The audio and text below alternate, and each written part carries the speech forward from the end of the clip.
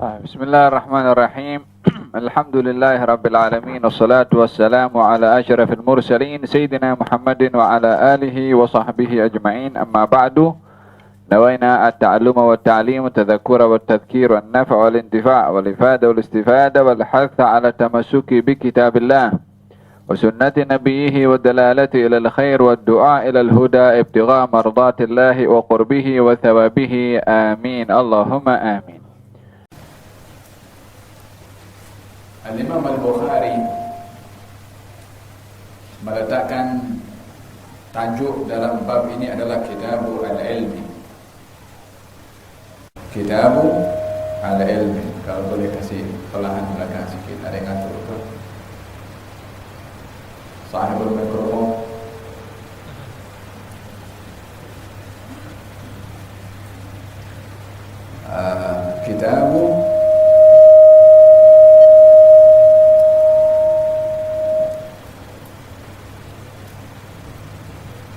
Kitabu Al-Ilmi.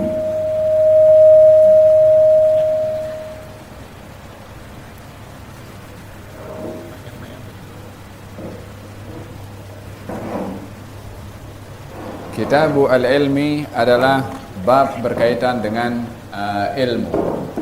Ilmu adalah merupakan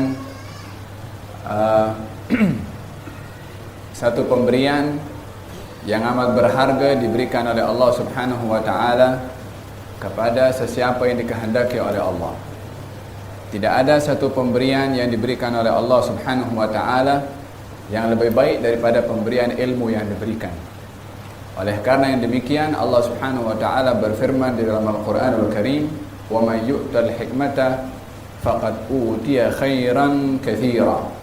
Dan barang siapa yang diberikan hikmah, maka ianya adalah telah diberikan khairan katsira, yakni satu kebaikan yang banyak. Al-hikmah di sini adalah ilmu.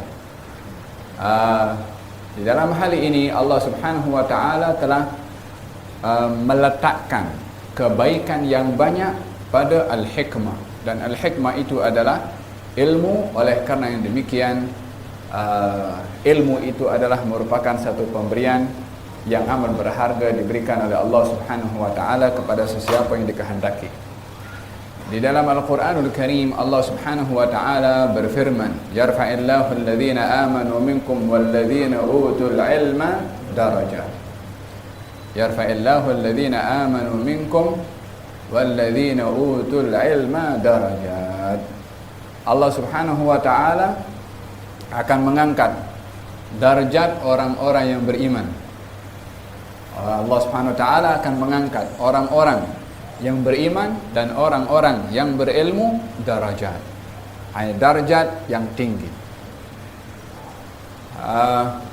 Diletakkan di sini Allah mengangkat orang yang beriman dan orang yang berilmu. Yarfa'illahu alladhina amanu. Allah mengangkat darjat orang-orang yang beriman. Kemudian walladzina utul ilma, dan orang-orang yang berilmu. Ada dua di sini. Orang beriman diangkat, orang berilmu diangkat. Apa maknanya di sini? Adakah sama darjat orang-orang beriman dan orang-orang berilmu? Maksud ayat ini, Allah mengangkat darjat orang-orang yang beriman lebih daripada orang-orang yang tidak beriman. Maka darjat orang yang beriman itu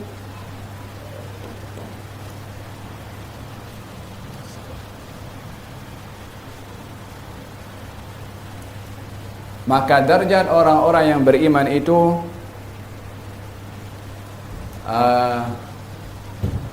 lebih tinggi berbandingkan kepada orang-orang yang tidak beriman. Dan orang-orang yang berilmu yang dimaksudkan di situ adalah setelah iman. yakni orang-orang yang beriman lagi berilmu, itu adalah diangkat darjatnya oleh Allah melebihi daripada darjat orang-orang yang beriman yang tak berilmu.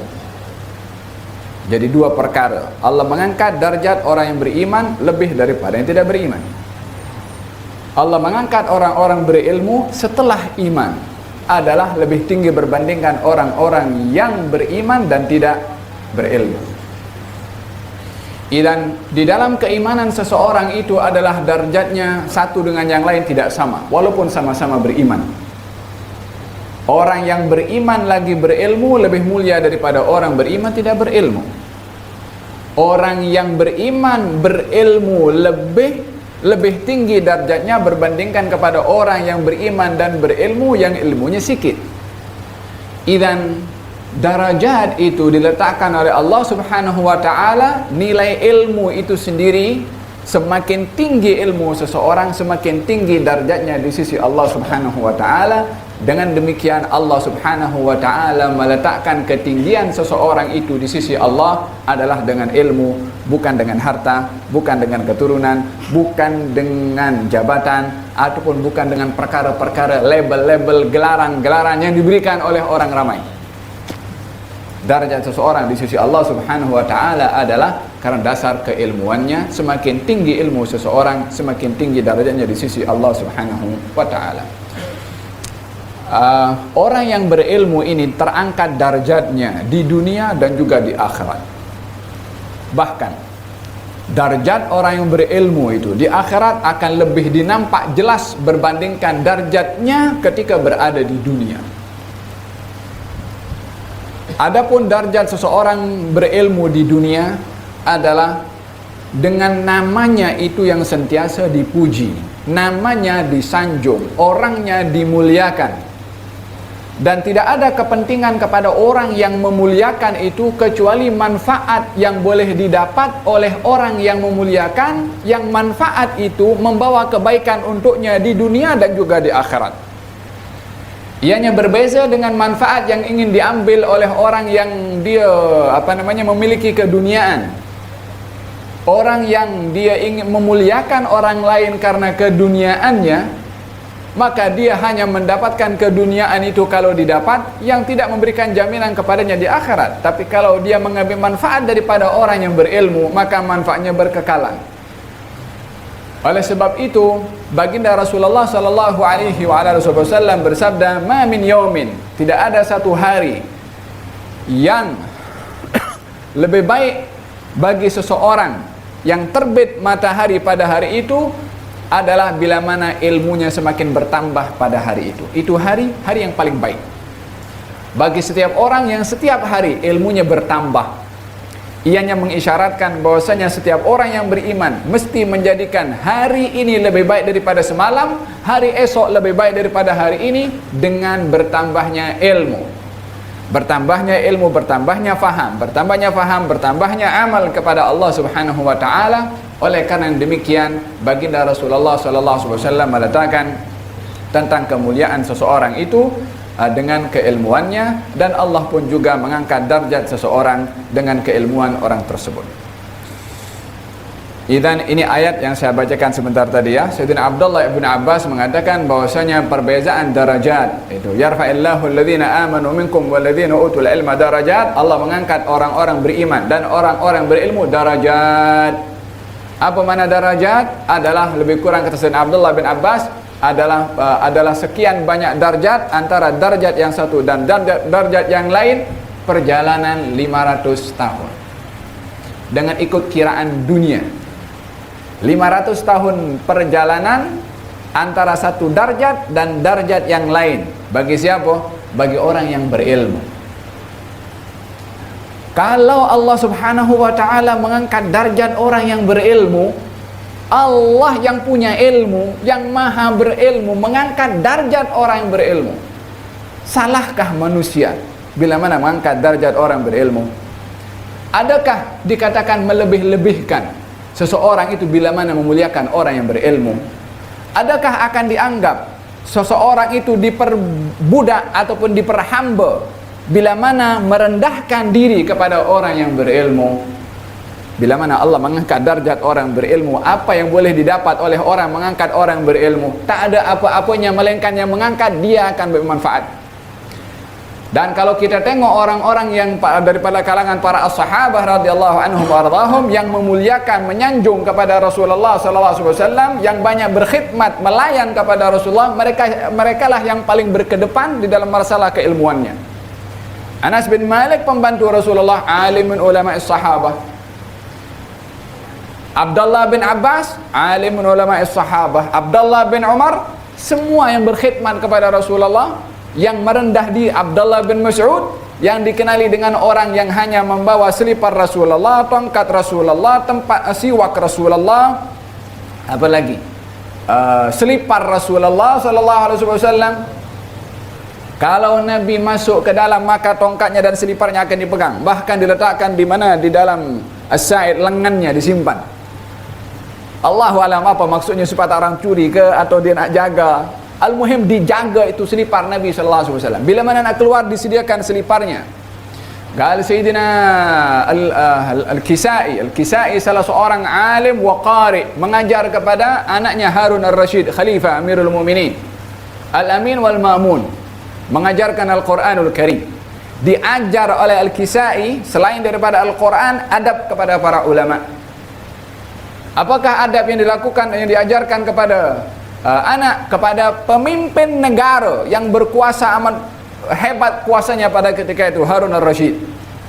Bila mana Al-Kisai nak balik selepas mengajar, Al-Amin dan Ma'mun berebut untuk meletakkan atau mengambil seliparnya Al-Kisai untuk diletakkan di hadapan, dipakaikan, sehingga mereka satu dengan yang lain tarik-menarik seliparnya, nak ambil barakah untuk melayan kepada gurunya di dalam menjaga seliparnya. Kata Imam Al-Kisai mengatakan, kamu ambil satu, kamu ambil satu. Adakah ini akan dianggap menghina, memperbudak, memperhamba kepada anak kepada Amirul Mukminin? Mengajarkan supaya tawaduk kepada ilmu, kepada orang yang berilmu, hormat kepada orang berilmu, bukan karena zat. Kalau zat ini gabungannya, dalam ini ada darah, ada daging, makan, minum, itu sama semua. Tapi yang di dada itu yang tak sama. Yang Allah bagi kepadanya itu yang berbeza. Ini yang dididik oleh mereka, kalangan para sahabat dan tabi'in, termasuk kepada anak pemimpin negara pada waktu itu, supaya hormat kepada ilmu. Dengan menghormati orang yang berilmu, dengan menghormati kitab ilmu yang dibawa, dengan menghormati tempat belajarnya ilmu. Sehingga dikatakan oleh Imam As-Subki ketika berziarah pergi ke Syam, mengatakan bahwasanya andai saya ini boleh sampai ke negeri Darul Hadis. Darul Hadis ini tempat Al-Imam An-Nawawi mengajar hadis. Andai aku kalau boleh sampai ke situ, aku akan cium bekas tapak pijakan kaki Al-Imam An-Nawawi. Imam Nawawi dah tak ada dah. Bekas pijakan kaki, entah berapa tahun antara Subki dengan Imam Nawawi, nak diambil berkah daripada bekas tapak kaki Imam Nawawi. Sehingga disebutkan dalam kata-kata yang cukup masyhur kepada mereka yang hormat kepada orang-orang yang berilmu, mengatakan amurru ala diyar, diyar Laila, wa uqabbilu dhal jidar wa dhal jidara, wa ma hubbud diyar syaghafna qalbi walakin hubbu man sakana diyara. Gal, saya berpusing di rumah. Rumah ini digelar dengan gelar Laila. Orang kalau sebut Laila fikirannya kepada seorang nama perempuan. Dalam bahasa Arab itu ada istilah namanya gharam atau syair. Bila mana ingin mengungkapkan kecintaan kepada yang dikasihi dan dicintai dengan ungkapan Laila. Tapi bukan dimaksudkan perempuan, tapi dimaksudkan orang yang dikasihi. Mungkin ada wali min awliyaillah, mungkin orang yang tinggi kedudukannya di sisi Allah Subhanahu wa taala. Saya pusing di rumahnya, orang yang dikasihi, orang yang alim. Wa uqabbilu dzal jidar, dan saya cium dinding rumah orang alim itu yang dicintai olehnya. Wa ma hubbud diyar syaghafna qalbi, bukan kasih saya nak cium kepada dinding rumah itu karena dinding rumah itu, bukan. Walakin hubbu man sakana diyara, tapi cinta dan hormat saya kepada yang duduk dalam rumah itu. Dindingnya nak dicium. Walaupun ini adalah satu simbolik, tapi ini adalah makna daripada menghormati kepada orang yang dekat dengan Allah, khususnya mereka para ulama. Ini apa namanya yang kita warisi daripada para generasi para salafus saleh. Kurun yang pertama, kurun yang kedua, dan kurun yang ketiga, bagaimana adab mereka kepada orang-orang berilmu.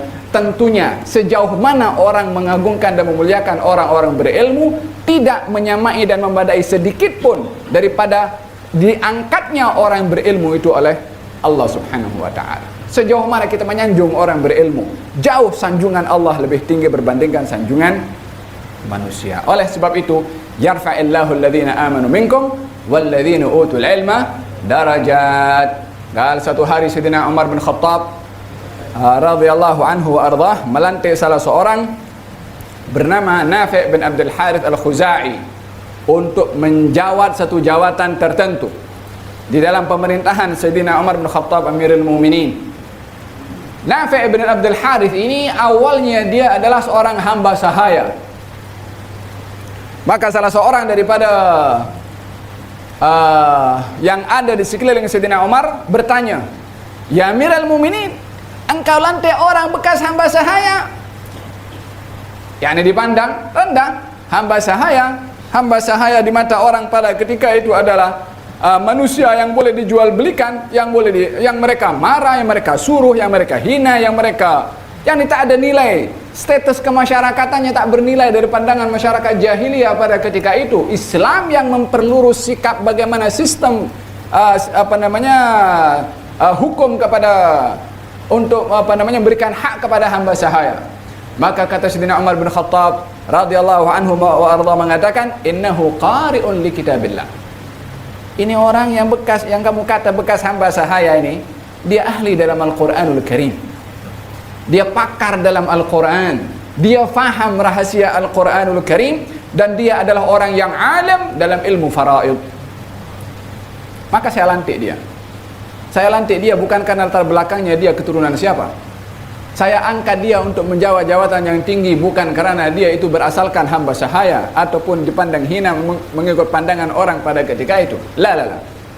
Saya belajar daripada maha guru saya bukan untuk menilai orang daripada jawatannya atau daripada asal keturunannya ataupun daripada latar belakang siapa orang itu. Saya belajar daripada maha guru saya untuk menghormati orang yang berilmu. Disebabkan yang menciptakan maha guru saya mengangkat darjat orang-orang berilmu, saya hormat kepada orang berilmu walaupun bekas hamba sahaya. Apa kata Sayyidina Umar Khattab? Dia pakar dalam Al-Quran dan ilmu faraid.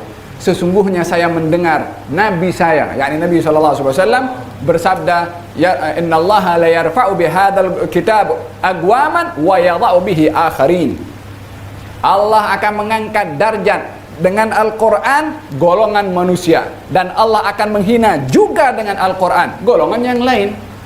Siapakah yang lain yang dihina? Yang tak hormat kepada Quran tu, yang tak paham Al-Quran tu, yang tidak tahu isi kandungan Al-Quran. Tapi yang tahu isi kandungan Al-Quran, kulitnya apa, bahasanya apa, keturunan siapa, akan terhormat dan termulia. Allah yang mengangkat. Innallaha la yarfa'u bihadzal Qur'an aqwaman. Allah akan mengangkat dengan Quran ini golongan-golongan tertentu. Bukan karena zatnya atau siapa latar belakangnya, tapi karena Quran yang ada di dada orang itu diangkat oleh Allah Subhanahu wa taala. Baginda Rasulullah ketika ingin mengubumikan para syuhada Uhud yang syahid dalam peperangan Uhud, Nabi meletakkan satu liang lahat lebih daripada satu jenazah. Ketika letakkan dua jenazah, liang sudah digali, Nabi tanya, siapakah di antara keduanya yang paling banyak menghafal Al-Quran? Jasadnya dihormati oleh Rasulullah, apatah lagi hidupnya, apalagi masa dia bercakap dengan Al-Quranul Karim. Kalau ditunjuk salah seorang, yang lebih banyak itu hafal Quran, kasih turun dulu. Tafdhil, menghormati kepada orang yang dia ada ilmu walaupun sudah meninggal dunia. Zaman kita sekarang orang pergi ziarah orang alim, termasuk kubur ziarah orang alim, ini menyembah minta kepada orang kubur sana. Haji. Pergi ziarah kubur, kita minta kubur. Hormat kepada orang alim dianggap orang alim itu memperhamba kepada anak muridnya. Pemikiran yang songsang, wa ainur ridha an kulli aibin kalilatun wa ainus sukhti tubdil masawiya. Pandangan yang ridha, pandangan suka, dia tak akan nampak benda yang tak elok sebab dah suka sangat. Benda yang dia nak, kalau memang dia nak walaupun banyak cacat, tak nampak dia punya cacat pasal dia nak. Wa ina sukhti, tapi pandangan tidak suka, pandangan benci, maka dia tidak nampak kecuali yang aib walaupun perfect, sempurna. Bergantung kepada cara memandangnya itu dengan apa, maka di situ dia dapat menilai pandangannya benar atau tidak. Orang kalau pakai cermin mata warna pink, nampak semua pink. Kalau pakai warna hitam, semua hitam. Coba buka kacamatanya, tengok dengan jelas. Oh, ini biru, ini putih, ini kuning, nampak jelas. Demikian orang itu bila mana memberikan penilaian itu, dengan neraca apa nak menilai? Faham dong? Wahada kemuliaan orang berilmu di dunia akan diangkat. Sayyidina Abdullah bin Abbas mengatakan, dzuliltu atau dzalaltu taliban wa uzzistu matluba. Saya ini hina ketika saya mencari ilmu, dan saya menjadi mulia setelah saya menjadi orang yang berilmu. Dzalaltu taliban, saya hina ketika mencari ilmu. Wa uzzistu, saya dimuliakan. Matluba, dalam keadaan diri saya dicari atau diperlukan oleh orang ramai, sehingga keperluan orang ramai kepada Abdullah bin Abbas queue di depan pintu rumahnya untuk menunggu giliran masuk nak bertanya. Hari ini orang yang berilmu datang nak pergi mengajar, orang tak datang. Dulu zaman Abdullah bin Abbas, orang queue nak datang ke rumah Abdullah bin Abbas nak tanya hanya beberapa soalan. Di zaman kita sekarang dengan ekonnya, dengan tempatnya, tak kena hujan, dengan keretanya, dengan motosikalnya, dengan tempat parkingnya, semuanya lengkap. Apakah yang membezakan? Menghargai ilmu itu yang tidak besar di mata masyarakat zaman kita berbandingkan kepada masyarakat zaman dahulu. Alhamdulillah yang memberikan kepada kita anugerah untuk berada di majlis ilmu. Moga-moga Allah kekalkan himmah untuk mencari ilmu dan menjadi hari kita adalah hari yang paling baik. Kalau satu hari Sayyidina Umar bin Khattab berbincang dengan majlis syura. Majlis syura ini adalah pembesar-pembesar para sahabat yang selalu diajak berbincang untuk menentukan perihal-perihal yang penting dalam pemerintahan. Dan di antara mereka adalah ramai daripada orang-orang besar, yakni orang-orang dewasa yang sudah senior daripada kalangan sahabat Rasulullah, kecuali yang paling muda ketika itu adalah Sayyidina Abdullah ibn Abbas. Sayyidina Abdullah bin Abbas yang ketika itu umurnya adalah termuda di antara semua yang hadir dalam majlis itu, timbul kecemburuan ataupun perasaan tidak senang hati kepada sebahagian hati para sahabat yang melihat bahwasanya kami pun juga ada anak-anak yang sebaya dengan Abdullah bin Abbas, tapi kenapa dia seorang saja yang masuk, yang lain tak boleh masuk? Sayyidina Umar amat selektif untuk bermusyawarah, dan beliau amat anti untuk ditipu oleh sesiapapun juga. Dia pernah berkata, saya ini bukan penipu dan saya adalah bukan orang yang mudah untuk ditipu. Yakni yang namanya tipuan tidak mudah untuk menipu kepada aku. Artinya jeli pikirannya, tajam pandangannya, dan juga selektif di dalam memilih sesiapa yang diajak untuk bermusyawarah, khususnya dalam menentukan perkara-perkara yang penting. Bukan main ambil tepi jalan saja orang untuk ambil bermusyawarah. Faham tu? Maka ketika itu ramai daripada para sahabat yang tertanya-tanya kenapa budak ini masuk. Sayyidina Umar bin Khattab menguji dengan satu soalan untuk memberitahukan tentang bagaimana layaknya ini budak untuk berada dalam majlis syura. Dan ini menjadi pengajaran kepada sesiapa yang meminta musyawarah, ingin bermusyawarah kepada sesiapa, lantik atau datangi orang-orang yang punya latar belakang ilmu. Bukan karena usia sahaja, tapi ilmu. Karena bermusyawarah dengan orang berilmu, pandangannya dengan dasar ilmu. Maka Sayyidina Umar bin Khattab bertanya, apa pandangan kamu semua tentang firman Allah Subhanahu wa taala, idza jaa nasrullahi wal fath wa ra'aitan nasa yadkhuluna fi dinillahi afwaja fasabbih bihamdi rabbika wastaghfirhu innahu kana tawwaba.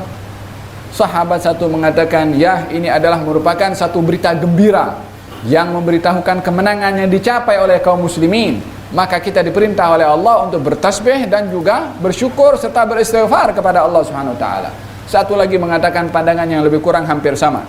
Lah sekali ditanya Abdullah bin Abbas, apa yang kamu tahu tentang ayat ini wahai Ibnu Abbas? Dia jawab, yang saya tahu tentang ayat ini adalah merupakan satu takziah daripada Allah Subhanahu wa taala. Takziah. Takziah adalah ungkapan kepada seseorang yang tertimpa musibah, khususnya bila mana salah seorang daripada keluarganya meninggal dunia, maka kita mengucapkan takziah. Mengucap takziah itu bukan lafaz takziahnya. Takziah itu maknanya doa yang diungkapkan oleh seseorang kepada ahli keluarga yang tertimpa musibah. Mesti ada doa. Tak boleh saya takziah ya. Ini bukan doa. Mesti ada doa. A'zamallahu ajrak wa ahsana azaak wa ghafara limayyitik rahmatullah alaihi rahmatal abrar. Semoga Allah membesarkan ganjaran kamu dengan kamu bersabar. Semoga Allah merahmati mayit yang meninggal dan memberikan ganjaran kepada ahli keluarganya. Mudah-mudahan Allah memberikan ganti yang lebih baik. Mesti ada doa. Kalau takziah ya, dia tak menempati kepada makna sebenar kepada takziah. Faham dong? Maka kata Abdullah bin Abbas, ini adalah merupakan takziah dari Allah Subhanahu wa taala. Macam mana dikatakan takziah? Ya, ayat ini turun ketika berada di Mina, dan itu adalah ketika Nabi adalah berada dalam keadaan Hajjatul Wada'. Hajjatul Wada' itu adalah berlaku pada tahun ke-10 daripada hijrahnya Rasulullah, lebih kurang 3 bulan atau 2 bulan lebih daripada hijrahnya, daripada hajinya Rasulullah, Nabi meninggal dunia. Yakni ayat itu yang memberitahukan idza ja'a Rasulullah, itu adalah pemberitahuan awal akan hampirnya ajal Nabi sallallahu alaihi wasallam tiba. Kata Sayyidina Umar bin Khattab, demi Allah saya tidak tahu makna ayat tersebut kecuali sebiji macam mana yang kamu tahu. Yakni pemahaman Sayyidina Umar sama dengan pemahaman Sayyidina Abdullah ibnu Abbas. Baru dijawab, kamu tahu kenapa aku masukkan budak ini masuk dalam majelis syura? Ilmunya. Faham dong? Diangkat darjat oleh Sayyidina Umar bin Khattab radhiyallahu anhu wa ardhah. Hada berkenaan dengan masalah ilmu. Ada perbincangan tentang masalah ilmu dengan akal. Mana yang lebih baik, ilmu atau akal? Akal kata kepada ilmu, ya ilmu, saya lebih baik daripada engkau. Kata ilmu, kenapa? Sebab tanpa saya kamu tak boleh duduk. Yani tak boleh masuk dalam. Kalau tak ada akal, ilmu macam mana nak masuk? Kata ilmu pula mengatakan saya lebih baik daripada engkau. Kata akal macam mana? Tanpa saya kamu tak akan dapat manfaat. Kata akal pula mengatakan, tapi saya adalah tempat kepada awak. Kalau saya tak mau, awak tak boleh masuk. Kata akal. Dan hari ini saya tak mau awak masuk. Dia nak tunjuklah. Kata ilmu pula mengatakan, okey, tapi saya adalah gelaran atau sebutan yang sebutan itu sama atau diambil daripada nama Allah Subhanahu wa taala, Al-Alim. Tapi tak ada nama Allah Al-Agil. Saya lebih mulia daripada engkau karena saya ini adalah ada ikatan dengan nama Allah yang maha mengetahui, yang maha berilmu, dan kamu adalah tidak memiliki sifat tersebut. Saya lebih mulia daripada engkau, engkau kena tunduk dengan aku. Antara ilmu dengan akal. Artinya akal tak akan berfungsi tanpa ilmu. Dan jangan sekali-kali meninggikan akal untuk mengukur ilmu. Akal dengan ilmu bukan satu pertandingan ataupun persamaan, tapi akal adalah tempat kepada ilmu. Dalam hal ini apa saja yang datang daripada yang maha berilmu, yaitu Allah Subhanahu wa ta'ala, atau penyampaian yang disampaikan oleh Rasulullah berupa ilmu, kalau akal tak boleh terima, akal tak ada hak untuk menimbang ilmu. Akal tak ada hak untuk menyalahkan ilmu, karena akal hanya alat. Akal bukan penentu kepada benar dan tidaknya ilmu. Oleh karena yang demikian, orang-orang yang dia mencari-cari kesalahan di dalam Al-Quranul Karim ataupun hadis-hadis Nabi sallallahu alaihi wasallam, adalah orang-orang yang menyametarafkan antara akal dengan ilmu. Yang menyametarafkan akal dengan ilmu mesti akan tergelincir. Tetapi bila mana akal dijadikan wadah untuk menerima ilmu, maka akan terpandu untuk menyaksikan atau melihat rahasia ilmu yang dia tak boleh paham. Fahimtum? Oleh karena demikian kita melihat di dalam perumpamaan yang ada di dalam Al-Quranul Karim antara akal dengan ilmu.